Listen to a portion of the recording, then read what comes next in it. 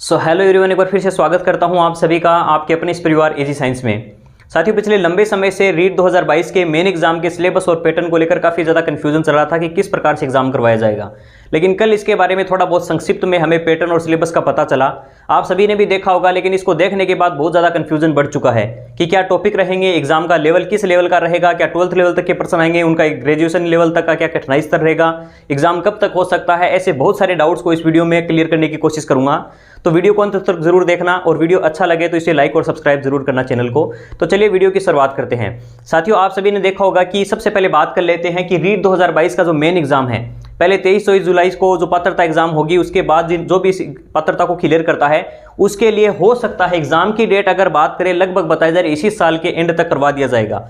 लगभग तक संभावना है अक्टूबर या नवंबर। आपके पास 6 से 7 महीने हैं इस एग्जाम को क्रैक करने के लिए। 6 से 7 महीने हैं। उस एग्जाम को जो बात कर रहे हैं 150 मिनट आपको मिलेंगे, लगभग 2.5 घंटे आपको मिलेंगे और 2.5 घंटों में आपके पास 150 ही क्वेश्चन रहेंगे 150 मिनट में, जो प्रत्येक प्रश्न 2 नंबर का होगा और 300 नंबर का एग्जाम होगा। प्रत्येक पर्सन के लिए आपको 2 अंक दिए जाएंगे, लेकिन नेगेटिव मार्किंग के रूप में इस बार नेगेटिव मार्किंग भी रखी गई है, जो रीट में अब तक नहीं होती थी। 2011-13 आरटेट में हुई थी। ठीक वैसे ही नेगेटिव मार्किंग 1/3 की रखी जाएगी। आगे बात करते हैं लेवल फर्स्ट और लेवल सेकंड के थोड़ा बहुत संक्षिप्त सिलेबस के बारे में। डिटेल सिलेबस के लिए भी देखो, जैसे कल मैंने आपको पोस्ट भी डाली थी एक कि विस्तृत जो सिलेबस है वो जल्द ही जारी कर दिया जाएगा, क्योंकि अभी तक इस एग्जाम की जो एजेंसी है, मेन एग्जाम को कौन कंडक्ट करवाएगा, क्या अधीनस्थ बोर्ड होगा या फिर वापस वही अजमेर बोर्ड के द्वारा एग्जाम करवाया जाएगा, तो उस पर डिपेंड करता है। जब एजेंसी डिसाइड हो जाएगी तो वही डिसाइड करेंगे कि इसके टॉपिक वाइज सिलेबस क्या होगा।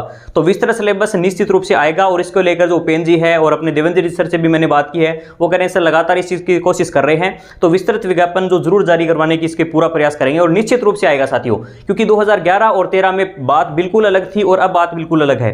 जो विद्वान साथी ये कह रहे हैं कि 2011 और 13 में भी इसी प्रकार का सिलेबस था तो इस बार भी ऐसा ही रहेगा, ऐसा बिल्कुल नहीं है, क्योंकि उस समय ऐसे बहुत सी चीजें नहीं थी जो इस एग्जाम में है। जैसे उस समय ग्रेजुएशन में जो सब्जेक्ट की बाध्यता नहीं थी तो कोई किसी भी सब्जेक्ट से दे सकता था। इस बार अब सभी का यहां पर सिर्फ नाम लिख दिया विधालय विषय। अब आपके इंग्लिश है तो आपको नहीं पता उसमें आपकी लिटरेचर आएगी या इंग्लिश में ग्रामर आपकी आएगी। साइंस मैथ्स वाले हैं तो वहां पर आपने कठिनाई स्तर या आपने जो टॉपिक वाइज लेवल बता दिया है वो 12th लेवल का बता दिया है, कठिनाई स्तर आपने ग्रेजुएशन का बता दिया है। तो अगर एक साइंस वाला स्टूडेंट है तो क्या उसको 12th लेवल की अगर मैथ्स पढ़नी पड़ेगी, फिजिक्स केमिस्ट्री पढ़नी पड़ेगी, तो इसमें बहुत सारे कंफ्यूजन है और कंफ्यूजनों को दूर करने के लिए इसमें विस्तृत सिलेबस जारी करना ही पड़ेगा। इसके अलावा उनके पास और कोई ऑप्शन नहीं है। 11 और 13 में वहां पर 10th लेवल तक का चलता था तो उसमें कोई बड़ी बात नहीं थी, तो वो इतना ईजी था। इस बार चीजें बहुत बदल चुकी है और जितने भी फर्स्ट ग्रेड सेकंड ग्रेड जो भी एग्जाम हो रहे हैं उन सभी में विस्तृत सिलेबस दिया जा रहा है, तो इसमें भी निश्चित रूप से दिया जाएगा। इस चीज की आप बिल्कुल भी दिमाग में 80% भी टेंशन ना रखें। थोड़ा सा हम बात कर लेते हैं लेवल फर्स्ट और लेवल सेकंड की जो सिलेबस को लेकर क्या क्या चीजें क्लियर की गई है। साथियों, लेवल फर्स्ट में थोड़ी सी चीजें बहुत ज्यादा बदलाव देखने को मिले हैं।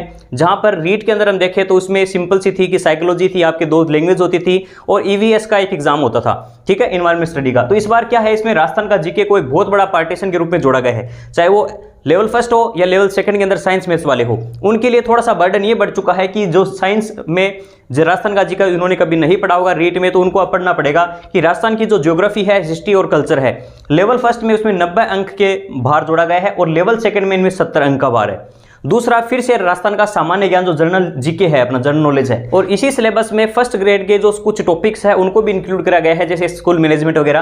तो स्कूल मैनेजमेंट में जैसे शैक्षिक परिदृश्य वगैरह है, जिसमें हम पूरे विभागों के बारे में, उनके सचिव, उनके बारे में डिटेल से बाद में बात करेंगे, तो वो चीजें सारी हमें इसमें पढ़नी पड़ेगी। शैक्षिक परिदृश्य, आरटीई जो पहले साइकोलॉजी में हम पढ़ते थे उसको अलग से इंक्लूड किया गया है, जिसका भार थोड़ा सा ज्यादा रहेगा अन्य की तुलना में। और बात करंट अफेयर, सामयिक जो विषय है वो मुझे लगता है कि करंट अफेयर वैसे अपने पूरे राजस्थान का ना देकर इसमें केवल और केवल शिक्षा में जो नई नवाचार जुड़े हैं, नई चीजें जुड़ी हैं, उनसे रिलेटेड हो सकता है। इसका अभी क्लियर उन्होंने मेंशन नहीं किया। तो ये जो डिटेल सिलेबस आएगा वहां पर टॉपिक वाइज चीजें होंगी, वहां पर क्लियर हो जाएगी चीजें कि सारा मैटर क्या है। तो इसमें लेवल फर्स्ट में 90 अंक का रहेगा और लेवल सेकंड में 60 अंक का रहेगा। तो इस प्रकार जो ये दोनों एक तरीके से जीके का ही पार्ट है, जिसमें थोड़ा बहुत स्कूल मैनेजमेंट और साथ में बात करें तो इसमें थोड़ा बहुत साइकोलॉजी जोड़ी गई है। साइकोलॉजी का अगर वैसे देखें तो थोड़ा सा वेटेज घटा है, इसमें बड़ा नहीं है, बिल्कुल घटा है, क्योंकि रीट के अंदर ये 30 नंबर की आती थी जहां 150 नंबर का एग्जाम होता था।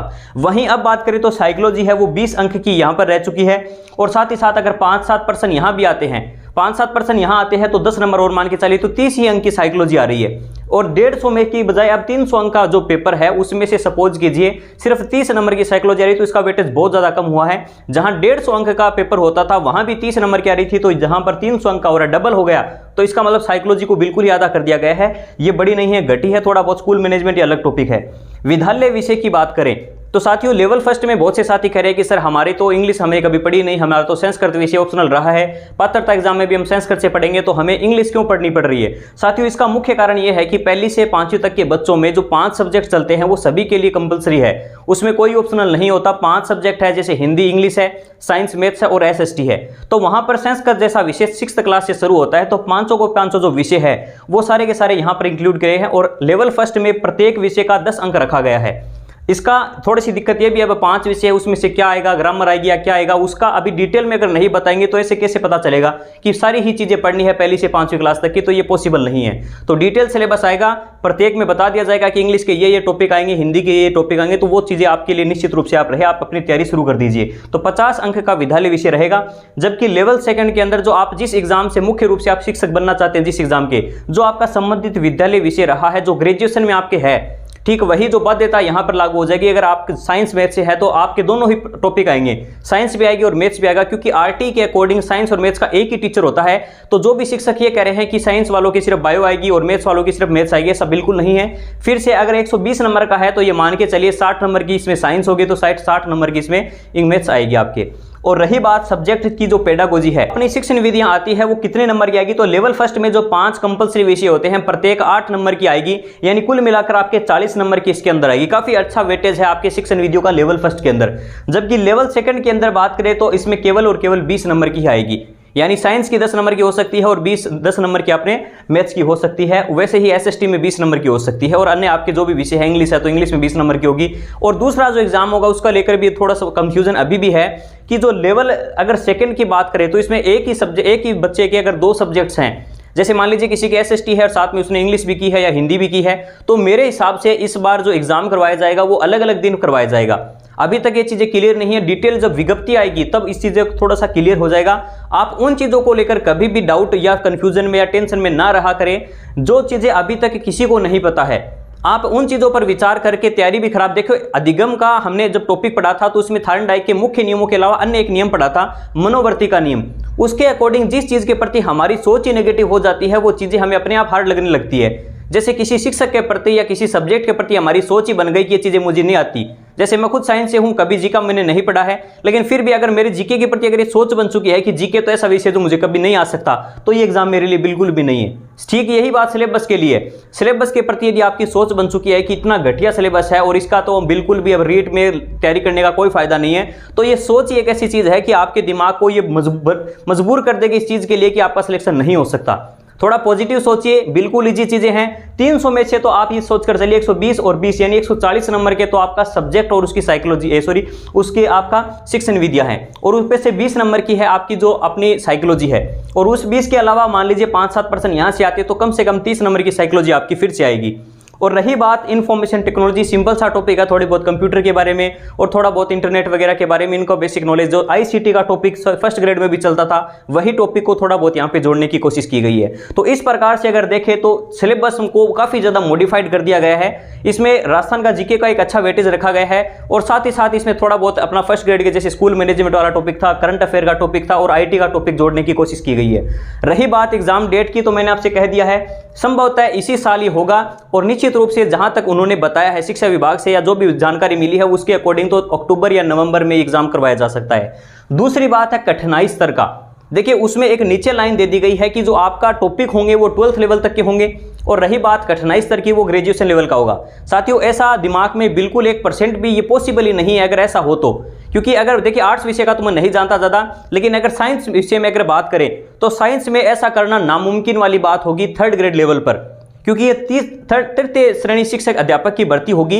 उसमें अगर बात करें कि अगर आप 12th लेवल की फिजिक्स केमिस्ट्री मैथ्स दे रहे हैं तो बायो वाले स्टूडेंट्स मैथ्स से दूर हैं, मैथ्स वाले 12th लेवल की बायो से बिल्कुल दूर हैं, तो ऐसा कर पाना नामुमकिन सी है। इसको लेकर भी जल्द ही ज्ञापन दिए जा रहे हैं और निश्चित रूप से जब मेन एजेंसी डिसाइड होगी वो इस चीज को क्लियर कर देगी। टॉपिक जब क्लियर हो जाएंगे तो आपको पता चल जाएगा। हाँ ये हो सकता है कि 6 से लेकर 10 तक में जो भी टॉपिक, जैसे पाचन का टॉपिक है कि 7th क्लास में है, 10th क्लास में भी है और 12th लेवल में भी है, तो वो 12th लेवल तक जा सकता है। और ग्रेजुएशन लेवल की भी अगर कठिनाई स्तर देना चाहे तो कोई बड़ी बात नहीं है।